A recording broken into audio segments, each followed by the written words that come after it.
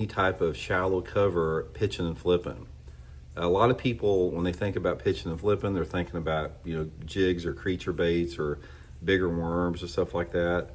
But guys, I can tell you right now that you put a trick worm on a Texas rig like that, and this is one of the best flipping baits that you're ever going to have. It's subtle. It doesn't telegraph itself. It's very nuanced in the water. It looks natural. It looks like a worm in there, and it is just an outstanding bait to fish as a Texas rig. So let's talk about the three scenarios here. We've talked about how I rig them. Now let's talk about the specific scenarios where I fish each rig at, as far as those three. Okay, now shaky head is going to be primarily my spring bait. Not to say you can't catch them at different times of year, but for me, it's like a shaky head has a water temperature window in springtime of the year between about 55 and 75 degrees is when I fish it.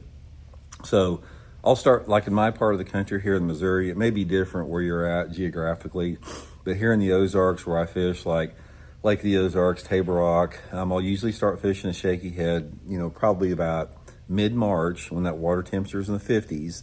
And then I'll fish it up until, May or so when the water temperature is in 75 degrees or so. The two primary areas I fish with the shaky head are secondary points. Now, the secondary points are key because in the pre-spawn, the secondary points are really good staging areas for those fish to get ready to go back in the nearby coves to spawn. And then in the post-spawn, those same secondary points are sort of like holding areas that bass move to after they get done spawning before they disperse out through the lake. So you can't go wrong just casting that trick worm on a shaky head on secondary points. I usually get back like in some major creek arms, and I try to find some coves that are nearby these points, and I'll fish those points anywhere between, say, 5 to 25 foot deep, depending upon your water clarity. Those fish will get deeper on that shaky head than what you think in the spring time of the year if you have clear water, especially if you have spotted bass in it. Really good way to catch them. Now, if that water temperature is in the 60s specifically, and in and around the time the fish are spawning, this is when I'll go two different things. I'll use the wacky rig and I'll use the shaky head both. And I'm looking for these spawning type areas. And I'm not targeting spawning fish per se, but I'm targeting the type of areas that they're either spawning in or they're moving into or they're moving out of.